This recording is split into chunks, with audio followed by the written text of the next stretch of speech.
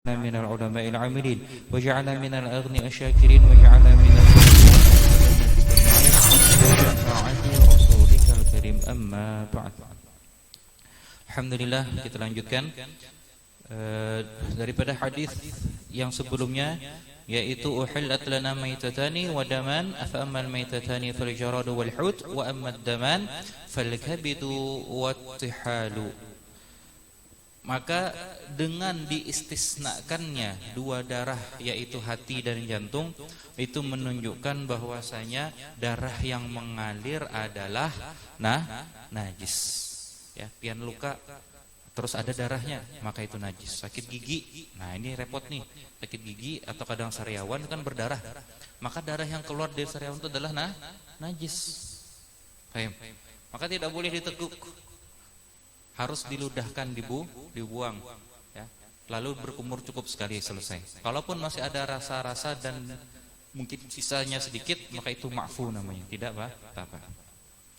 Dan masalah lagi yang kedua adalah saat membersihkan ayam atau binatang lain, ya. Terkadang itu masih ada sisa-sisa darah, baik di kambing, sapi atau ayam, ya, setelah menyembelihnya atau setelah membersihkannya dengan air, ya. Maka sisa-sisa darah yang menempel di tulang-tulang atau daging sedikit itu juga ma'fu. Ma'fu artinya dimaafkan.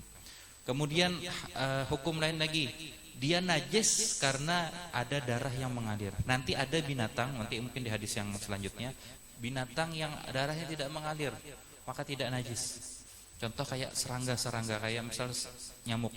Kalau nyamuk perutnya penuh dengan darah, itu beda, berdarah dia, maka darahnya tetap najis. Tapi kalau nyamuknya saja misalnya jatuh, ya, ke makanan atau ke minuman, maka tidak membuat najis. Oke, silakan baca hadis selanjutnya. Bismillah. Wa an Abi Hurairah radhiyallahu anhu qala, dan daripada Abu Hurairah radhiyallahu an berkata ia, qala Rasulullah sallallahu alaihi wasallam, telah bersabda oleh Rasulullah sallallahu alaihi wasallam, idza waqa'a ad-dubabu fi syarabi ahadikum falyagmishu thumma yanzi'hu. Apabila jatuh oleh lalat pada minuman salah seorang dari kalian, maka hendaklah ia menenggelamkan lalatnya, kemudian angkat. Fa inna fi ahadi janahaihi da'an, karena sesungguhnya pada salah satu dari dua sayap lalat ada penyakit. Wa fil akhari syifaan, dan pada sayap yang lainnya ada obatnya. Akhrajahul Bukhari wa Abu Dawud, mengeluarkan nakalnya hadis oleh Imam Bukhari dan Abu Dawud. Wazada, dan bertambah, wa innahu yattaqi bi janahihi alladhi fihi da'u, bahwasanya ditakuti akan sayapnya yang padanya sayap ada penyakit. Oke, bismillah.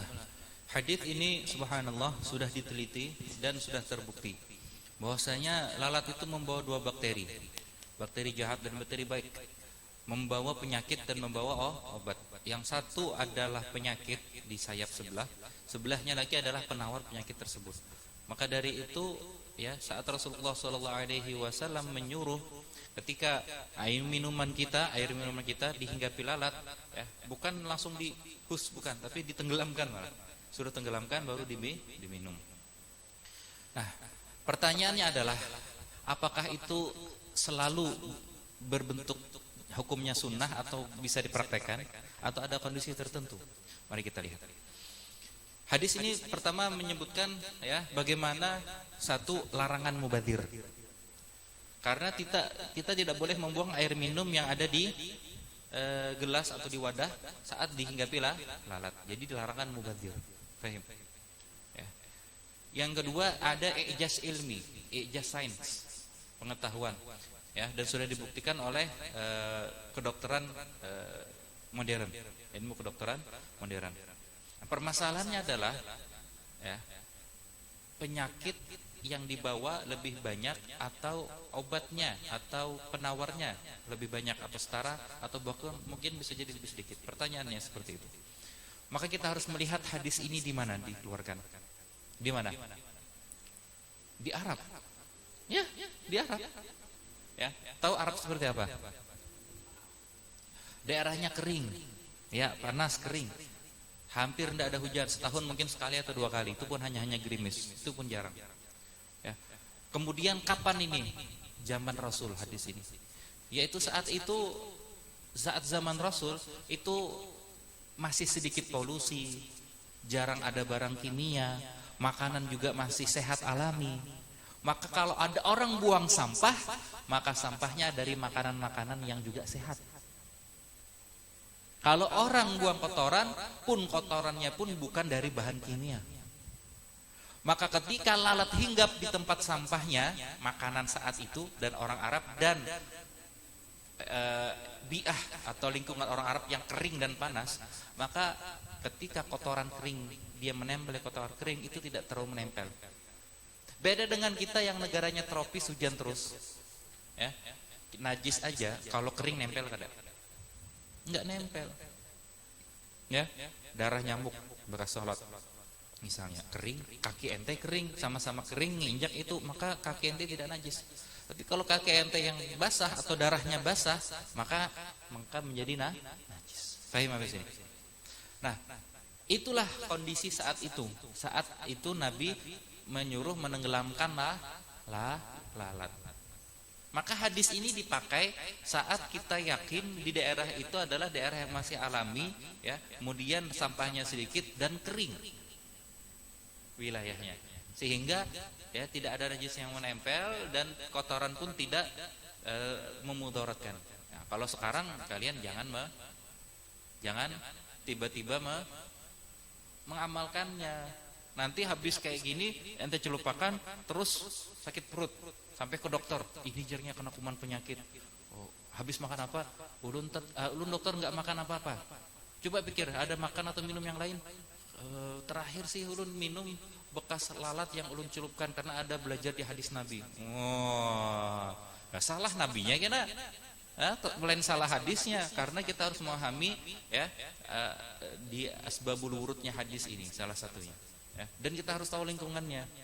Beda lingkungan, beda masa, beda kondisi. Karena hukum itu tetap, dawamul hukum itu bidawamil illah, wujudan wa adaman, dengan tetapnya ilat sebabnya. Kalau sebabnya tetap, maka hukumnya tetap. Kalau sebabnya sudah hilang, maka hukumnya hilang, dan seterusnya. Nanti ada. Nah, ini itu satu dalam pempraktekan zaman sekarang, dan artinya ini harus ditinjau kembali dari segi lingkungannya. Apalagi orang misalnya hidup rumahnya di samping TPA, tempat pembuangan sampah, tempat pembuangan akhir sampah. Lain TPA Taman Pelajaran Quran, lain TPA sampah, ya. Apa akhirnya? Ada lalat banyak di rumah, celupakannya berataan terus minumlah. Salah, ya. Maka dari itu harus diperhatikan cara mengamalkannya. Ya, maka penyakit itu ada yang zahir, ada yang batin, ya. Kalau daun itu zahir dan batin penyakitnya. Makanya kalimatnya ada daun, bukan marobun. Bukan marobun.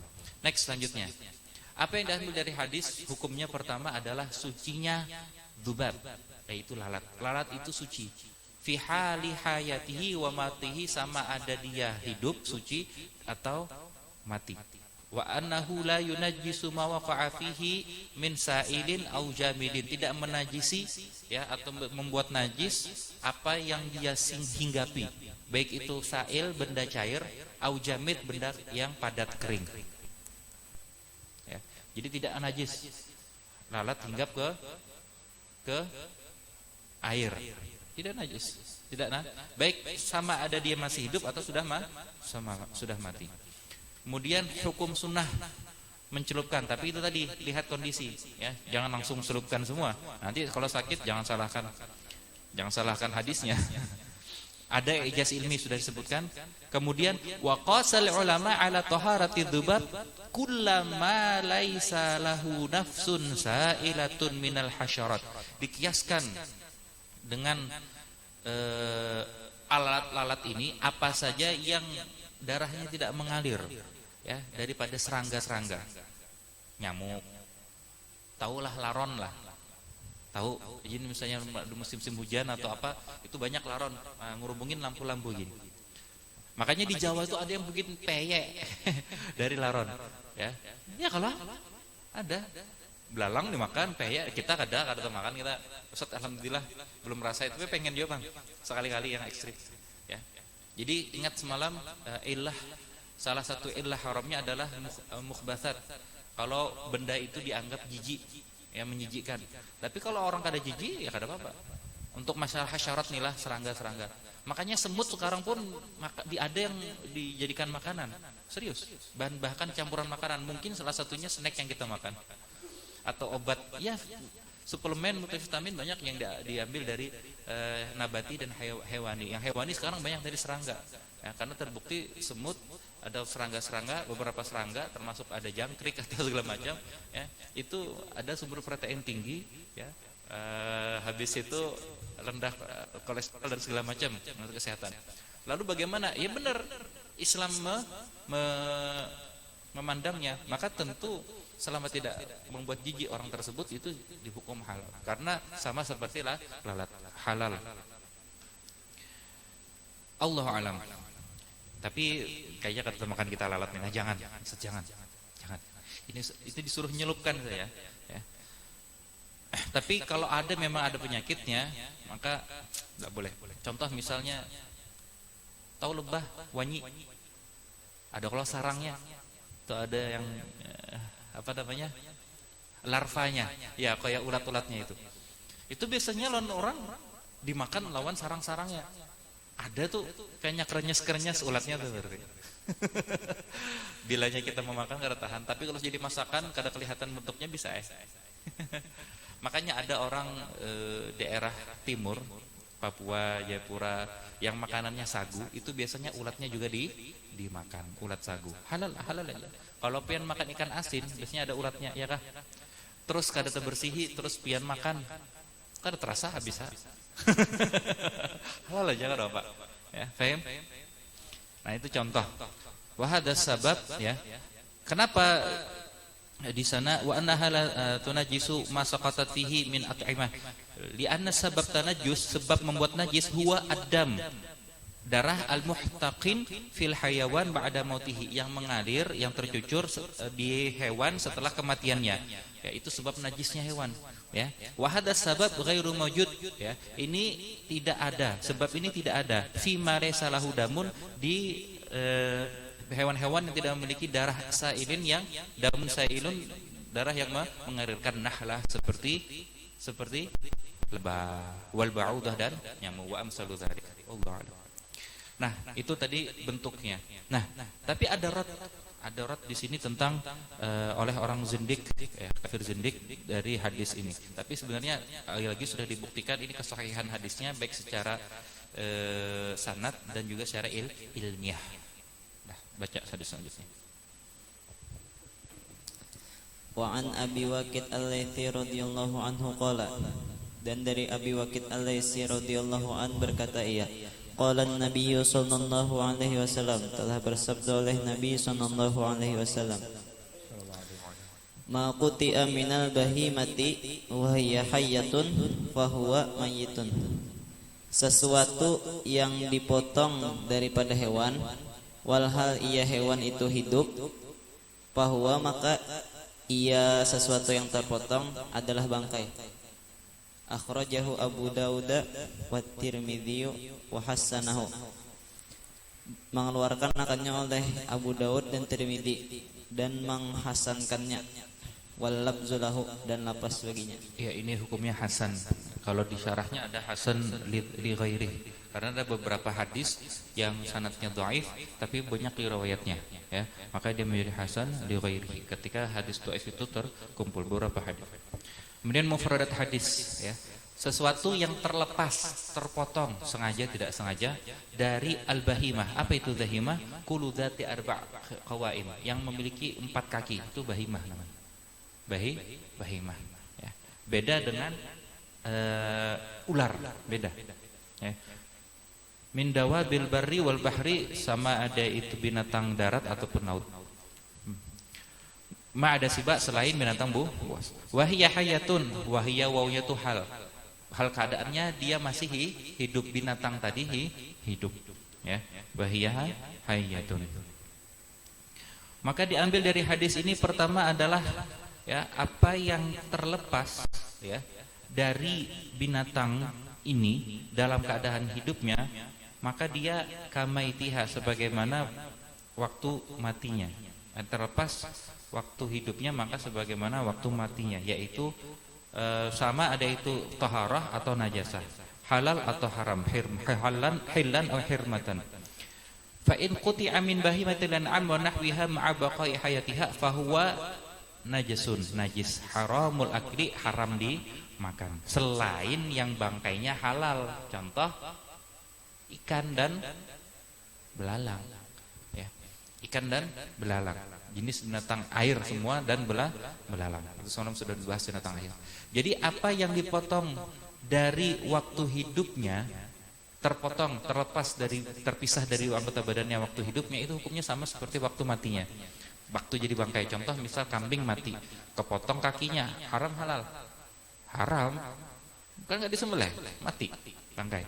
Itu sama hukumnya kalau dia waktu hidup, kan belum disembelih juga, tapi terpotong buntutnya, ekornya misalnya. Aku nah hendak bola sop buntut, ada kambing tetangga dicuntan ketahuan, buntutnya aja pacul, tetang dibikin haram.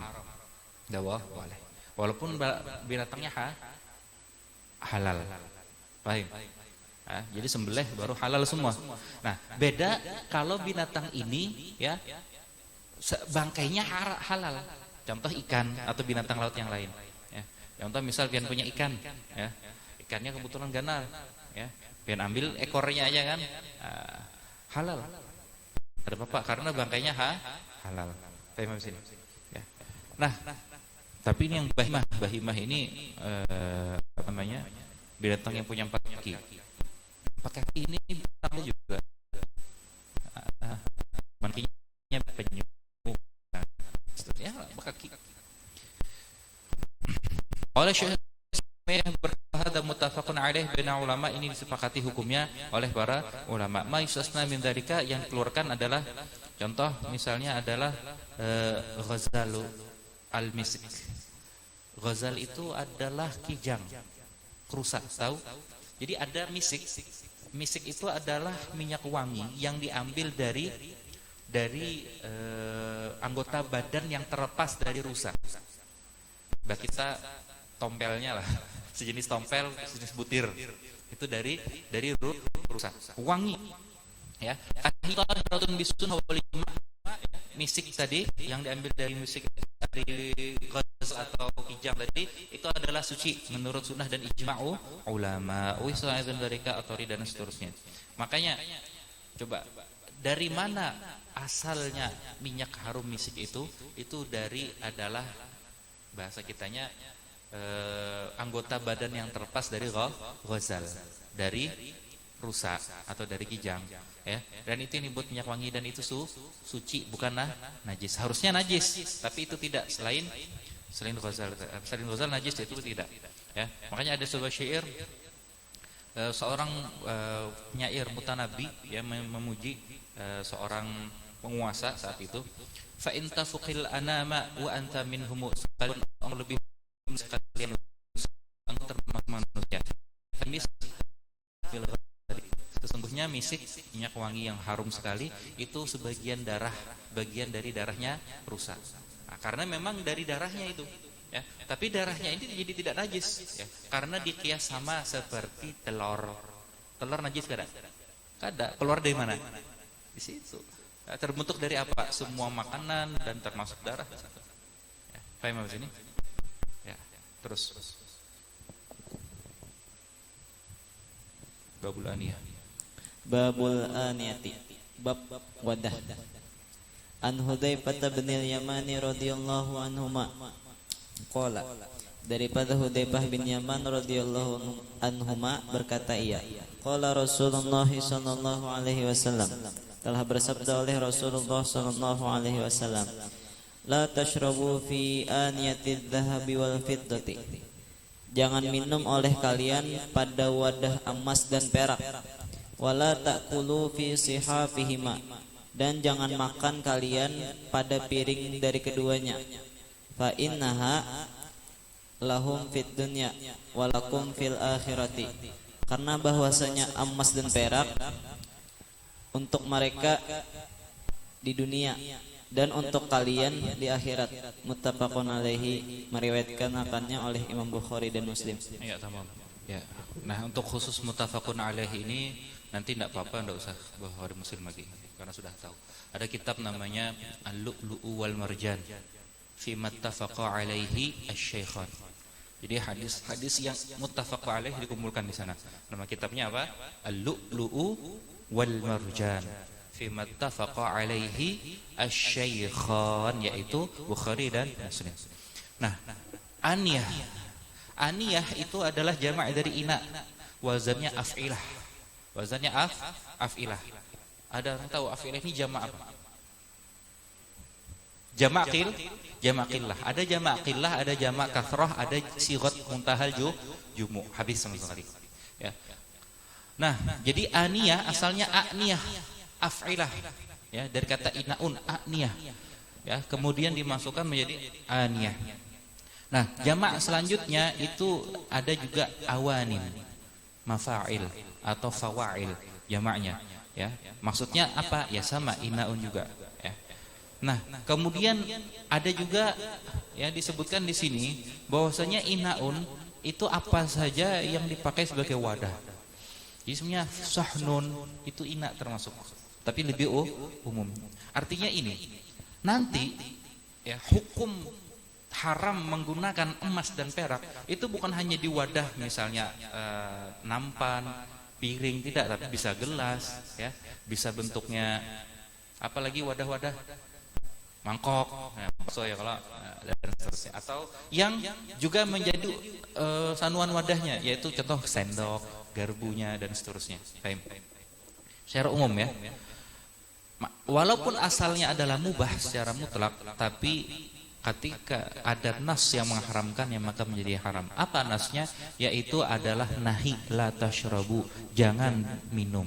Berarti nahi menunjukkan haram. Wala ta'kulu, makan pun ya jangan. Ini takkid di keharamannya. Makanya dua nahinya, tashrabu wala ta'kulu. Fi aniyati dzahab wal fiddah, baik itu emas, wadah dari emas dan perak. Nah, sifatnya adalah yang diambil di sini pertama tadi nahi ya. Kemudian haramnya, kemudian hukumnya umum ya, baik itu fi haqqir rijal wan nisa, memakai wadah emas haram buat laki-laki atau perempuan. Walaupun emas boleh dipakai perempuan, tapi menggunakan wadah dari emas dan perak buat perempuan juga haram. Paham? Jadi keharaman ini mutlak buat laki-laki dan perempuan. Saat perempuan boleh pakai emas tetap haram. Buktinya apa? Ada tulisannya di sini ya. Fa innaha lahum lil kuffar, maksudnya bagi orang-orang kafir, fit dunia, di dunia, walakum fil akhirah, dan bagi kalian orang-orang beriman di akhirat. Artinya yang bersifat iman di sini laki-laki dan perempuan haram baginya ya. Nah, kemudian selanjutnya ya, kalau memakainya haram ya, fatikhadhuhu ma awani zinatan wa tahfan misluhu fi tahrimi aula ya. Maka kalau menggunakan ya, Ustaz, contoh ada wadah dari keramik bukan emas, tapi disepuh dengan emas. Piringnya misalnya dihias dengan emas, bisa kalau ya dilapisi dengan emas sebagai hiasan. Bukan terbuat dari emas, tapi dilapisi sebagai hiasan. Maka itu juga min babil aula, juga haram fit tahrim di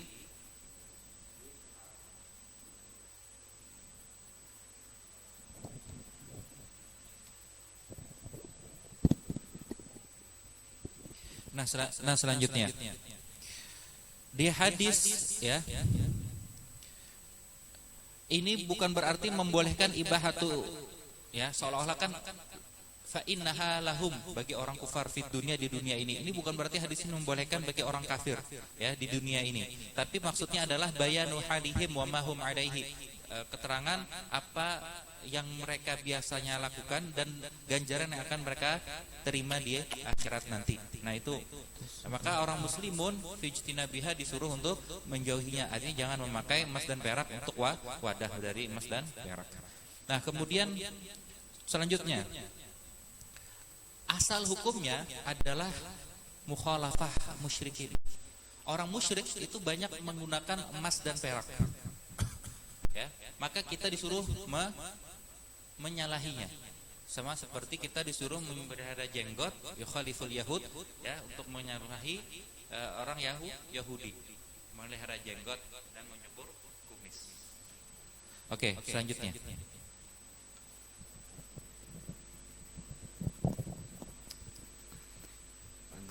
Wa an Ummi Salamah radhiyallahu anha qalat, dan dari Ummu Salamah radhiyallahu anha berkata ia, qala Rasulullah sallallahu alaihi wasallam, telah bersabda oleh Rasulullah sallallahu alaihi wasallam, alladzi yashrabu fi ina'il fiddati innama yujarjiru fi batnihi nar jahannam.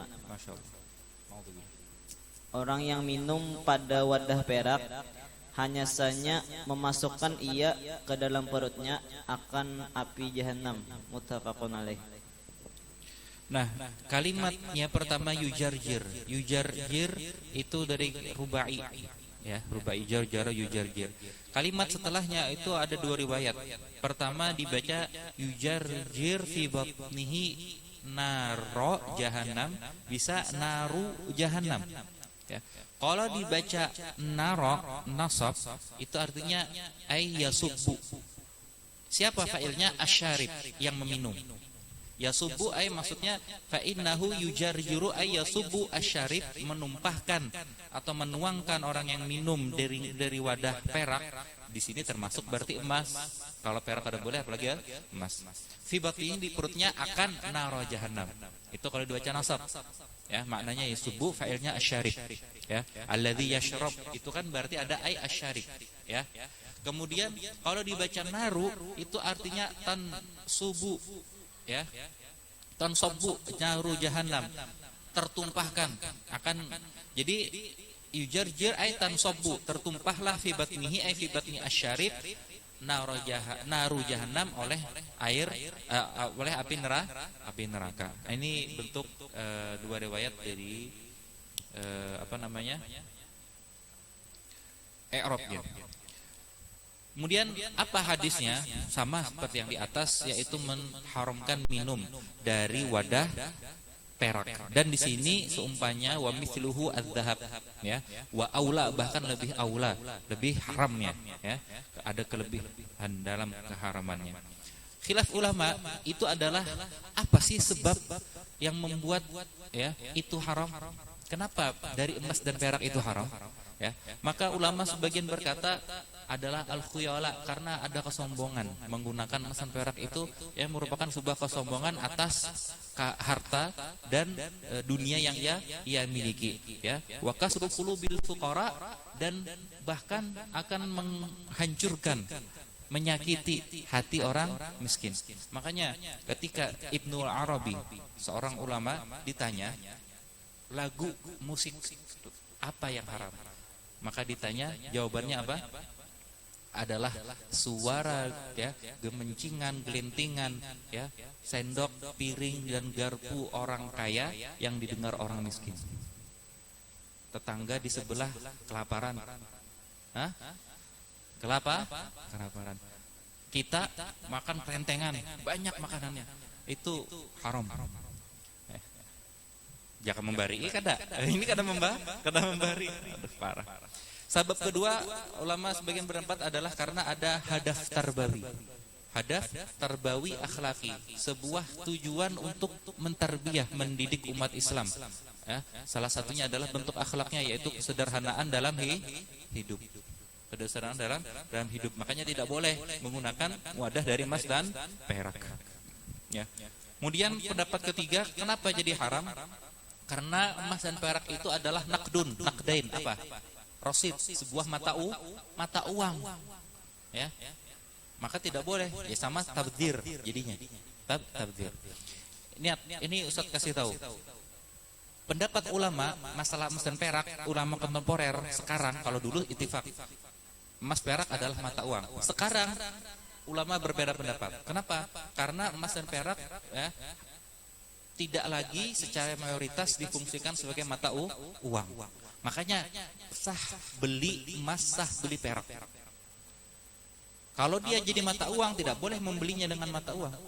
Uang lawan uang ada boleh dibeli. Ya, paham? Ya, makanya sebagian ulama termasuk salah satunya Majlis Al-Bahjah, Buya Yahya itu menyebutkan keharaman jual beli, apalagi menghutangkan, mengharamkan hutang emas. Di sebagian bank syariah itu mengadakan hutang emas, berhutang emas, kredit, ya, beli emas secara kredit. Ya. Karena syaratnya kalau mau beli emas harus yadan biyadin, tunai kontan, ya, karena dia bentuknya adalah adalah naqdain, ya. Lalu ulama kontemporer sebagian menyebutkan juga boleh jual beli emas secara kredit ini. Kada harus yadan biyadin. Kenapa? Karena bukan lagi sebagai naqdain, mata uang, tapi menjadi sebuah komoditas. Komoditas itu barang, berarti barang dagangan, ya. Jadi boleh, sebagaimana Ustadz boleh beli TV kredit, boleh beli emas kredit. Wallahu a'lam. Ini sedikit agak melenceng dari taharah, ya, masalah emas dan perak. Intinya kita tidak boleh menggunakan emas dan perak untuk wadah minum atau makan dan seterusnya. Nah, selanjutnya baca. Wa 'an Ibnu Abbas radhiyallahu anhuma qala, dan daripada Ibnu Abbas radhiyallahu anhuma berkata ia, qala Rasulullah sallallahu alaihi wasallam, telah bersabda oleh Rasulullah sallallahu alaihi wasallam, idza dubigul ihabu faqad tahura, apabila disamak akan kulit binatang maka sucilah ia. Akhrajahu Muslimun, mengeluarkan akannya oleh Imam Muslim. Wa indal arba'ati, dan menurut imam yang empat, ayyuma iha bintu bigo, dengan lapas ayyuma iha bintu bigo. Iya, di sini ada dua riwayat. Pertama riwayat Muslim, idza dubighal ihab. Ma'rifah, ya. Lihat, ya. Ihab itu apa? Sama dengan jildun, tapi ihab itu adalah jildun qoblas dabqi ad-dibagh. Kulit yang belum disamak, atau disamak, dibersihkan, itu, ya. Biasanya dengan barang yang kalat, ya, kesat, ya, boleh. Bahkan di dalam kitab Fathul Mu'in itu boleh dengan tahi burung dara yang asal kalat, artinya dengan najis saja boleh, ya. Walaupun itu khilaf, ya. Artinya kalau ada yang suci pakai air suci saja, pakai sabun kah apa. Nah, maka menjadi suci. Faqat tahura, maka dia menjadi suci. Di riwayat imam yang empat kemarin siapa saja? Lupa sudah. Abu Daud, Ibnu Majah, Turmudi dan Nasai. Yang empat ini kalimatnya ayyuma ihabin. Ayun itu isim yang menjazamkan dua fiil, ya. Maknanya syarat apa saja. Adapun ma-nya ini zaidah, maknanya nakirah umum, berarti zaidah itu berarti kada beramal. Makanya ihabin menjadi mudhof ilaihnya. Ayu ihabin, ma-nya itu tambahan, tidak beramal, tapi maksudnya adalah nakirah. Makanya ihabinnya pun juga nakirah. Artinya kulit apa saja, termasuk berarti binatang yang tidak halal. Nah, paham sini. Ini beda loh, ya. Nakirah dan ma'rifahnya. Ingat, ya. Perbedaan nakirah dan ma'rifah bisa membuat perbedaan di hukumnya. Ya. Nah, kalau di riwayat yang imam yang empat ini, maka semua,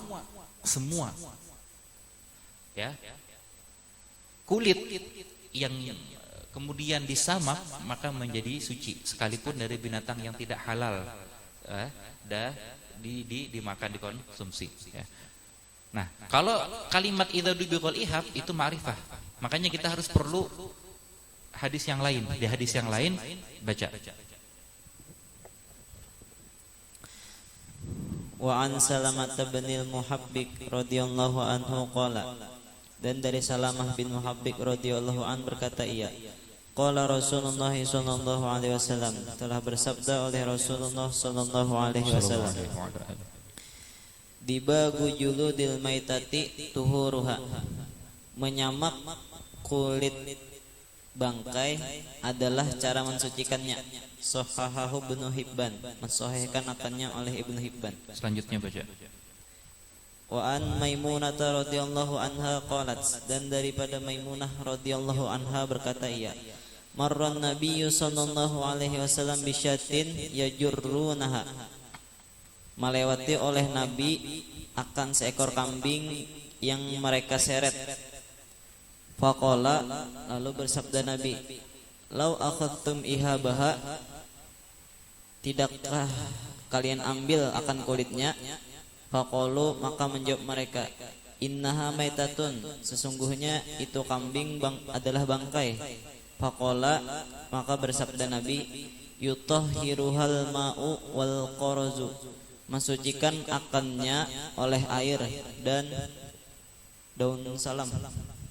Akhrajahu Abu Daud wan Nasa'i, mengeluarkan akannya oleh Abu Daud dan Imam Nasa'i. Al-qaraf itu adalah sebenarnya bentuknya biji. Biji dari tanaman Arab, salah satu ditumbuhnya di padang tandus, padang pasir berbatu. Tadi daun salam ya, ini ya. Qaraf itu bentuknya biji sebenarnya, ya. Bijinya kalat, ya, bentuknya biji. Ya nanti. Nah, dua hadis ini ya itu mengkhususkan hadis yang di atas. Artinya seolah-olah, terutama dari hadis Maimunah, kalau hadis ya Salamah bin Muhabbik ini salah satu ini ya nama di Bani apa, Quraizah, Bani apa? Nah, salah satu kabilah di Arab lah intinya, Bani Hudzail. Nah, Bani Hudzail Muhabbik ini. Kalau Maimunah istri Nabi ketika itu meriwayatkan melihat kambing diseret orang. Kemudian sayangnya jar Nabi, kenapa kada diambil kulitnya? Ini ya wahai Nabi, jerbuhannya, jar sahabat, jerbuhannya adalah bangkai. Maka jar Nabi ini ya yutahiruhal ma'u wal qarab, bisa disucikan dengan air dan qarab. Qarab itu adalah jadi bentuknya biji, ya, biji dari pohon sulam namanya kalau salah. Kalat bentuknya. Nah, artinya di sini hadis zahirnya adalah yang bisa disucikan adalah kulit binatang yang halal dimakan. Contoh adalah kambing. Ya. Tapi hadis yang tadi yang diriwayatnya Ayyu Ihabin Dubigha, yang riwayat yang arba'ah itu adalah semua kulit binatang. Nah, maka dari itu hadis Salamah bin Muhabbik bahwasanya an-nadibagha yutahhiru juludal mayyitah, ya. Bahwasanya samak itu bisa mensucikan kulit bangkai. Tidak terkecuali. Tapi di hadis Maimunah ya yutahhiru jaldasya'ah al-maitah minal hayawanat al-halalu akluha. Daripada hewan-hewan al-halali akluha, yang halal dimakan. Kulit sapi, ya. Maka nanti ulama berpendapat ini apakah najis apa tidak, ya, boleh suci apa tidak. Maka ikhtalafal ulama. Pertama karena permasalahannya gini, madama anal jilda qad tahura ba'da dabghi, kalau kulit itu ya suci setelah disamak, maka ya juzu isti'malu fil yabisat, boleh dipakai fil yabisat awil ma'iat, atau di benda cair, ya, benda kering atau benda cair, dan halal dipakai untuk sholat dan seterusnya, ya. Tapi kalau tidak, nanti di sini. Maka ulama ikhtilaf, berbeda pendapat di masalah sucinya bangkai setelah disamak. Menurut Imam Ahmad bin Hambal, di qaul yang lebih masyhur, berarti karena ada qaul yang berbeda di mazhab Imam Ahmad, bahwasanya jildul maitah la yathur bid-dibagh, ya. Kulit bangkai itu tidak suci dengan disamak saja. Ya, innama yajuzu istima'alu fil labisat, tapi tetap boleh dipakai dalam benda-benda kering. Karena kalau benda basah otomatis yang di dalamnya jadi mutanajis. Jadi mutanajis karena ininya misalnya wadahnya ini najis. Kalau airnya dimasukkan ke sini otomatis ini jadi mutanajis. Maka hanya boleh dipakai untuk yabisat, yang benar-benar kering. Ya. Dan kalau najis otomatis tidak boleh diperjualbelikan. Tidak boleh diperjualbelikan. Itu kalau yang masyhur dalam Imam Ahmad bin Hanbal. Wa dhahaba al-immatu salasah, imam yang tiga selain itu Abu Hanifah, ya, Maliki dan Syafi'iyah, annahu yathuru minal julud maka hayawanuhu tahiran, Ya, fi halil hayah, selama binatangnya suci selama dia waktu hidup, walau kana maitah, sekalipun binatangnya sudah menjadi bangkai. Kalau yang Imam Ahmad tadi, sekalipun kambing kalau maitah tidak suci, bisa dipakai dalam benda-benda kering saja. Tapi kalau mazhab yang lain suci, selesai. Nah, waktu hadis riwayah an Ahmad jama'atun min ashabi, ya. Dan sebagian pendapat ulama Imam Hambali juga mengambil pendapat ini. Artinya kita ambil pendapat ini lebih selamat. Selesai. Yang jumhur ulama. Next aja selanjutnya.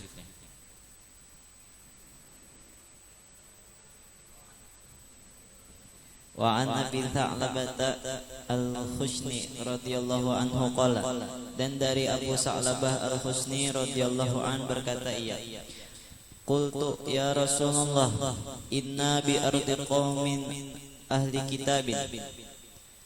Aku berkata, wahai Rasulullah, sesungguhnya kami berada di kampung kaum ahli kitab. Apa naqulu fi aniyatihim?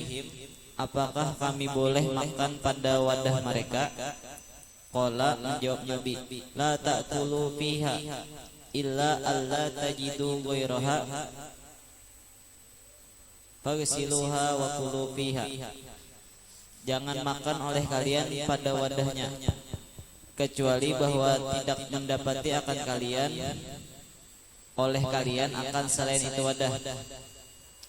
Maka basuhlah oleh kalian akan itu wadah dan makan padanya wadah. Muttafaqun alaih.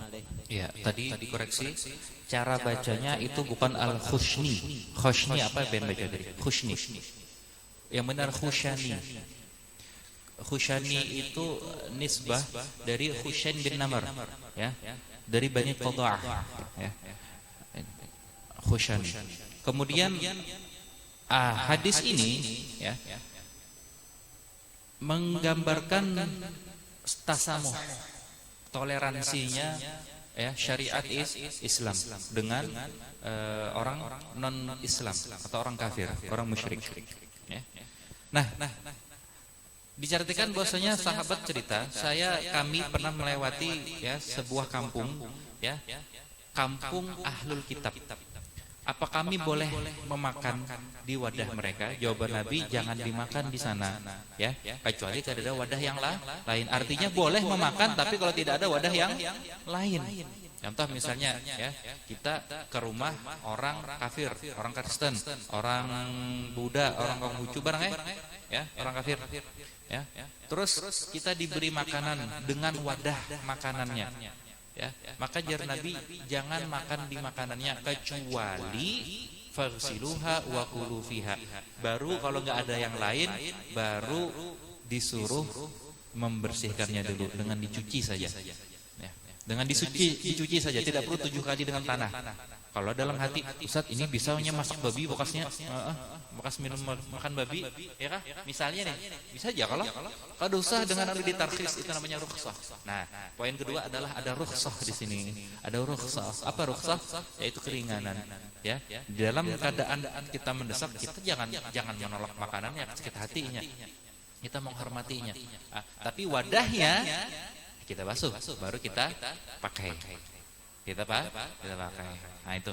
Nah kemudian ini ahlul kitab. Kenapa disebut ahlul kitab? Ada 2. Karena ahlul kitab ini dulu orang yang juga diturunkan kitab oleh Allah, tapinya membangkang, tidak sesuai, tidak mengikuti, ya, ajarannya, sambungannya. Kalau mengikuti ajarannya otomatis akan beribadah dengan Nabi Muhammad, tapi tidak.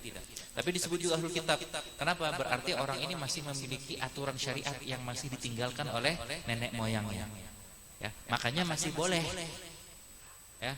Ini ahlul kitab aja wadahnya jangan dipakai kecuali dibasuh dulu, itu pun kalau ada wadah yang lain. Kalau nggak ada wadah yang lain, apakan lagi min babil aula, apakan lagi kada bolehnya kalau orang-orang musyrik yang lain yang selain ahlul kitab, yaitu selain Yahudi dan Nasrani. Yang tadi jadi Ustaz, Konghucu, kemudian Buddha, ya, Kristen ahlul kitab, ya. Tapi ingat nih, karena Ustaz bacakan di syarahnya, apakah masih ada disebut ahlul kitab? Nanti kita bahas di sini.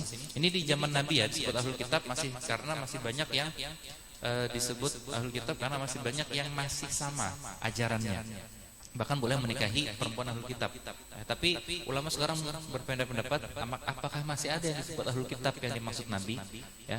Maka mayoritas dengan Ustaz yang berpagangnya juga tidak ada lagi yang disebut sebagaimana yang diinginkan Nabi saat itu ahlul kitabnya. Karena Injil saja sudah berapa kali revisi sekarang, ya kan?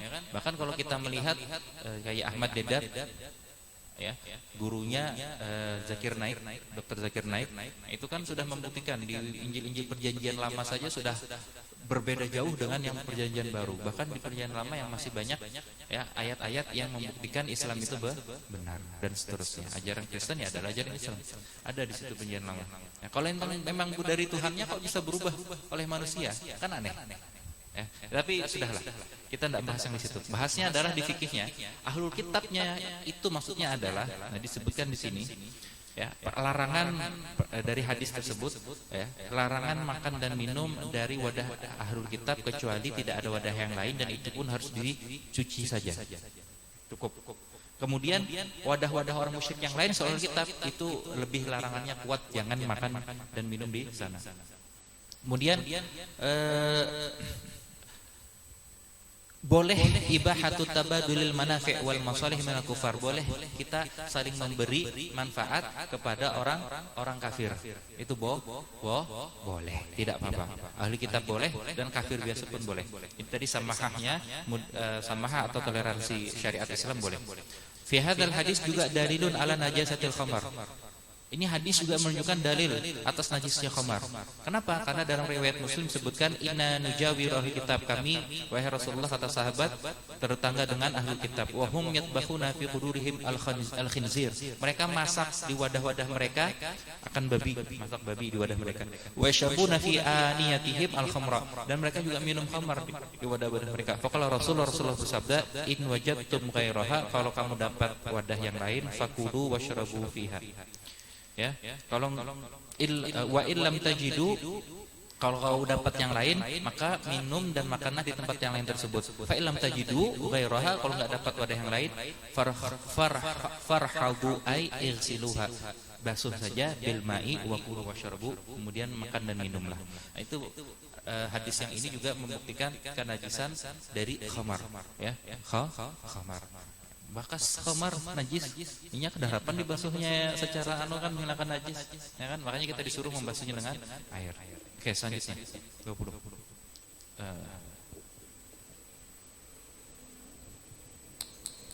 Wa an Imran bin Husain radhiyallahu anhu, dan daripada Imran bin Husain radhiyallahu anhu, anna Nabiy sallallahu alaihi wasallam wa ashabahu tawaddau min mazadati imra'atin musyrikatin, bahwasanya Nabi sallallahu alaihi wasallam dan sahabat-sahabatnya berwudu mereka daripada wadah air perempuan yang musyrik.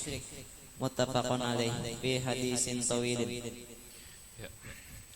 Nah, ini sama maksudnya, ya. Sahabatnya beliau berwudu, ya, Rasulullah dan sahabat beliau berwudu dari mazadah, dari kata zad. Zadun itu artinya wa khairuz zadi taqwa, apa? Zad, bekal. Mazad tempat bekal, artinya wadah banyu untuk jadi bekal, botol, ya, bentuknya botol banyu, wadah kita, bahasa kita. Mazadah imra'atin musyrikah, perempuan musyrikah, artinya bukan ahlul kitab, bisa majusi, bisa majusi. Karena tadi ketika ahlul kitab disebutkan kalimatnya berbeda. Paham di sini? Kekafirannya lebih nyatain. Ya. Kalau mereka ahlul kitab sesat, ya walaupun hukumnya kafir juga. Kalau ini memang benar kafir, selesai. Bukan mengambil pelajaran samawi. Nah, di sini disebutkan jawazu isti'mal jildil maitah ba'da dabghi hatta fil ma'i'at. Bolehnya, ya, memakai kulit yang terbuat dari bangkai setelah disamak sekalipun dalam al-ma'i'at, benda cair. Ya, kalau yang dan tidak disyaratkan yang menyamak itu adalah orang Islam. Yang penting disamak. Orang Islam pada Islam kalau sudah disamak maka sudah suci. Ini kan punyanya orang musyrikah, ya. Nah, karena suci maka buktinya Nabi dan sahabatnya berwudu dari air tersebut yang ada di wadah kulit orang wadah kulit botol orang musyrikah. Nah, kemudian alma air yang ada di kulit bangkai tadi itu juga tahurun, suci mensucikan. Kalau pang jadi mustakmal apalagi najis tidak, suci mensucikan. Kenapa? Karena dzabihatul musyrik maitatun muharramah najasah. Ya, ini sembelihan orang musyrik itu maitah hukumnya. Bangkai juga. Ini jadi masalah nih. Kalau pian walaupun makanannya ayam, tapi restoran-restoran orang kafir siapa yang nyembelih? Ya kalau bujur halal barangnya, impor ayam dari luar negeri bujur halal ya, tapi sampai ke Indonesia sudah jadi daging, siapa yang nyembelih? Ya, yang halal sembelih orang beriman, sama ada baca bismillah kada bismillah. Ulama sependapat halal hukumnya, walaupun afdal dalam madhab Hanafi itu pakai bismillah disyaratkan, tapi dalam Syafi'i tidak disyaratkan pakai bacaan. Yang penting dia orang mukmin yang menyembelih. Nah, sekarang pertanyaannya yang bukan menyembelih orang beriman, maka hukumnya maitah, yaitu bangkai sekalipun ayam halal. Makanya kalau keluar negeri orang kafir, maka cari makanan iwak aja, jelas halalnya sudah. Nah, masalah ya kalau makanan seafood itu sudah jelas, restoran seafood ada apa-apa. Nah, karena kalau restoran apa fried chicken, wah siapa nggak boleh. Yang kalau steak beef, steak sapi, aduh. Nah, itu pentingnya kita tahu. Makanya nyaman ada seorang Syekh Ustadz Syekh Yusri Jabir. Beliau itu ngajar Fathul Bari Ibnu Hajar Asqalani syarah Sahih Bukhari. Dulu di Azhar seminggu 2 kali, seminggu 3 kali, sebelum pindah di masjid Imam Dardir, kemudian pindah ke Fatimiyah ke Rumah Sidin. Dan beliau juga seorang ahli bedah, dokter ahli bedah, dan pernah jadi ketua persekutuan dokter di sana. Luar biasa, ahli hadis, ahli bedah, dokter, masya Allah. Dan Ustadz baru tahu beliau Habib ketika sudah ngaji di Rumah Sidin Al-Hasani, pun senior ngasih tahu ada sanad ini silsilahnya. Kalau di Mesir seperti itu ya, jarang disebutkan fulan ini adalah Habib, tidak ada. Al-Habib Yusri tidak ada ya. Tapi beliau memang disurgani, dia dibawanya karena memang keilmuan dan akhlak luar biasa. Setelah tahu beliau Habib, tambahlah cinta. Nah, itu hebatnya. Allah, masya Allah, rahimahullah warahmatullahi. Masih hidup dia, hafizahullah. Nah, beliau ini salah satu ininya ya. Beliau itu kalau ke luar negeri, baik ke Malaysia, ke Indonesia atau kemanapun, ya, dalam bentuk safari dakwah atau apa, beliau selalu membawa istri. Ngapain istrinya? Memasakkan masakan buat Sidin. Kadang mau masak makanan di luar. Dan kalau tidur bermalam tidak mau di penginapan, maunya di rumah-rumah muridnya. Ya, terserah mau rumahnya halus ganal, asal di situ rumah muridnya apa. Nah, itu salah satunya. Karena Imam Syafi'i pun kalau kemana-mana tidurnya kemana, ke rumah muridnya. Saat itu Imam Ahmad bin Hambal. Ya, pernah tahu ceritanya? Imam Syafi'i menginap di rumah Ahmad bin Hambal, kemudian diiktirat lawan anak Imam Ahmad bin Hambal. Tahu kan ceritanya? Nah, itulah. Yang nggak tahu kapan-kapan.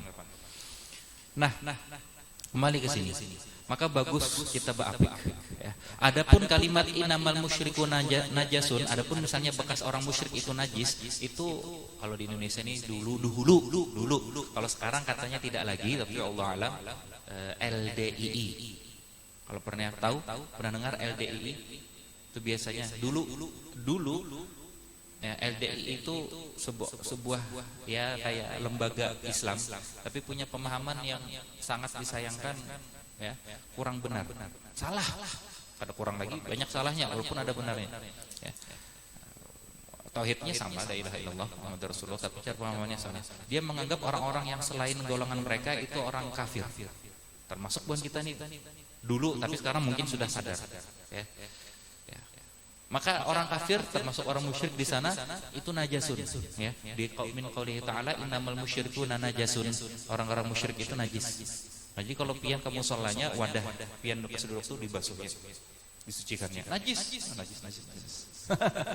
Itu dulu, mungkin sekarang sudah tidak. Karena Ustaz pernah dikasih tahu senior, itu pernah dipanggil oleh MUI terus ditadrib, disadarkan lah sekitar. Ya. Insyaallah sudah ada lagi. Nah itu salah pemahamannya. Karena yang dimaksud najas di sini dalam dalam Al-Qur'an itu adalah najasah i'tiqad, kotor i'tiqadnya, bukan badannya. Jadi kalau ada orang kafir berkeringat, najis. Bekas babi, bekas anjing. Pakai 7 kali tidak. Salamannya sudah silakan salaman enggak apa-apa. Setelah latihan, lawan binian tetap haram. Lawan binian ini kada besar orang kafir berpilih yang bungas biniannya iya, orang kada bungas kada 2 kali haram. Astagfirullah. Ya, selanjutnya. Hah? Ya sudah, Ustaznya yang baca. Satunya lagi mana? Bismillahirrahmanirrahim. Wa an Anas bin Malik radhiyallahu anhu anna qadaha an-nabiy sallallahu alaihi wasallam ilkasar fattakhadha makana sya'bi silsilatin min fiddatin akhrajahu al-Bukhari. Ya. Apa artinya? Coba artikan semampunya. Coba. Oh, amunnya persiapan terus bus ya. Orang lakon kata pakai persiapan ya, Babian. Coba bismillah.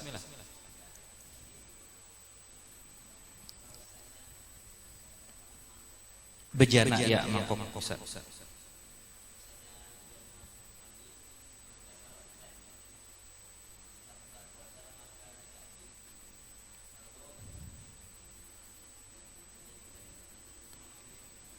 Ittakhadha di situ ya, maksudnya di sini ini pentingnya terjemah, pelajaran terjemah.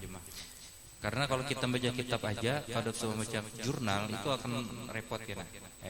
Makanya banyak orang yang tas ke Mesir terdapat di situ, walaupun harus baca kitab, apalagi yang ada, apalagi yang ada.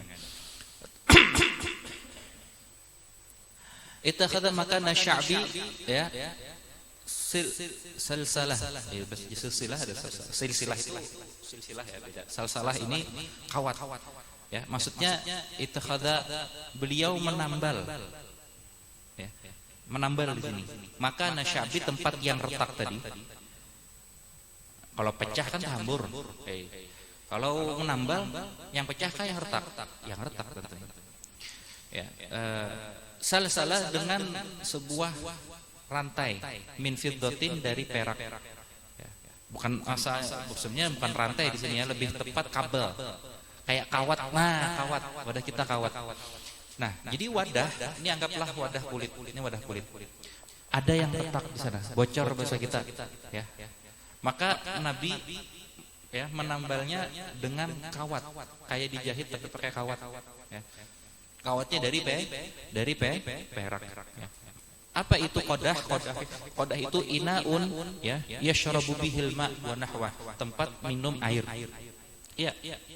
Bisa bejana, bisa mangkok bisa juga sih ya, pokoknya. Tapi kalau bejana kan biasanya kayak kendi, wadah banyu ya, kalau khusus biasanya. Nah, makanya kali banyak. Nah, tapi silsilah bisa bacanya bikasri sin ya, dari silik itu artinya kabel. Silkun artinya kabel. Nih silkun artinya kabel. Silkun kabel.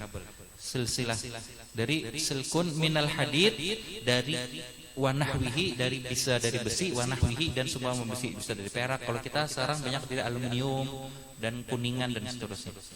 Nah, maka di sini hukum yang diambil boleh memperbaiki wadah yang retak pecah dengan ditambal ya, digabungkan, disambung kembali ya, bidobbatin yasiratin aw silsilatin latifatin, dengan tambalan sedikit ya dari perak, atau dengan kawat yang dari perak. Kawatnya jangan ganal-ganal ya.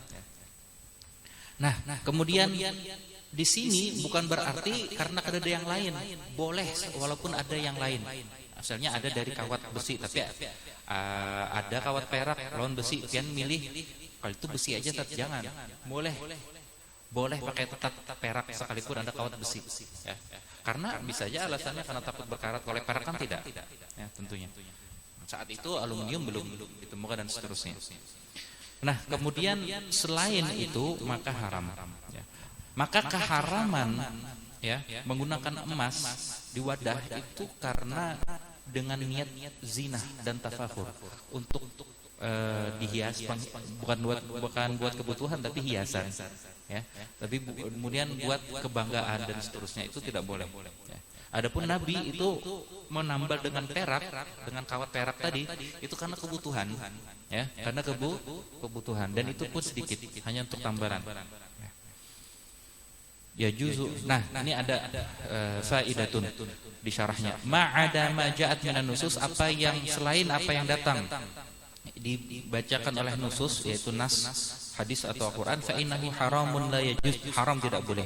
Fala yajuzu, tidak boleh lidzukuri, laki-laki, bagi laki-laki, kibaran au sigharan, baik itu sudah tua, sudah dewasa, au sigharan, masih kecil, anak-anak, labsu adzahab awil fiddah, memakai emas atau perak, wala ja'luhu salasila, dan tidak boleh pula menjadikannya kalung, gelang-gelang, au sa'atin, atau jam.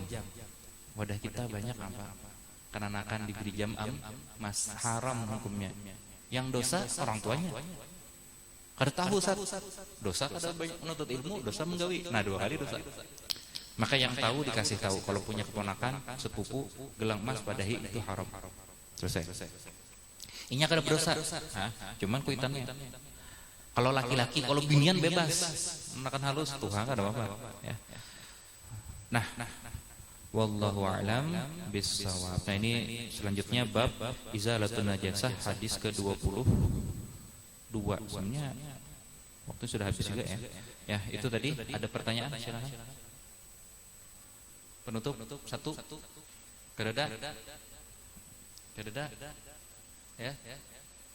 Gigi emas boleh lah Ustaz? Behel emas boleh lah Ustaz?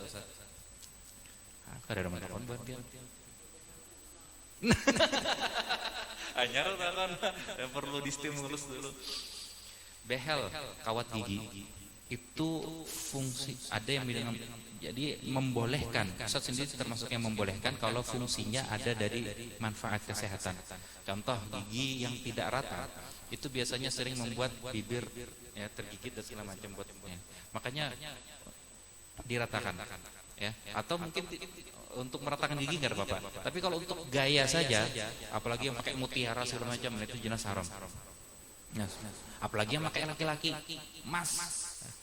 Ya, maka kalau dari emas, ya, sama seperti kalung, sama seperti gelang dan yang lain, tidak boleh.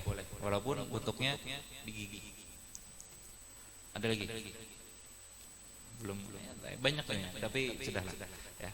Nah, besok mungkin kita sisakan 5-10 menit buat pertanyaan, insyaallah ya. Jadi yang baca bukan hanya cari maknanya, tapi pikirkan, atau kawan yang lain yang mendengarkan bukan jangan hanya dengar saja, baca juga ya. Bagian temannya walaupun bukan jatahnya. Jadi kalau nanti ada hukum yang ingin ditanyakan berkaitan dengan hadis tersebut, silakan ditanyakan dan bisa diskusi. Pun Ustaz tidak tahu, Ustaz catat, bisa tanyakan ke Ustaz yang lain. Kan enak. Wallahu a'lam bissawab. Ya, insyaallah kita ketemu di malam Kamis ya berikutnya, insyaallah minggu depan, bukan malam Jumat kalau malam Ahad kayak kemarin ya, malam Kamis insyaallah. Naktafi bihadzal qadar, nakhtatim liqa'ana bi qira'ati kafaratil majlis, walhamdulillah, subhanakallahumma bihamdika asyhadu an la ilaha illa anta astaghfiruka wa atubu ilaik. Alhamdulillahirabbil alamin, ila liqa'i amanillah.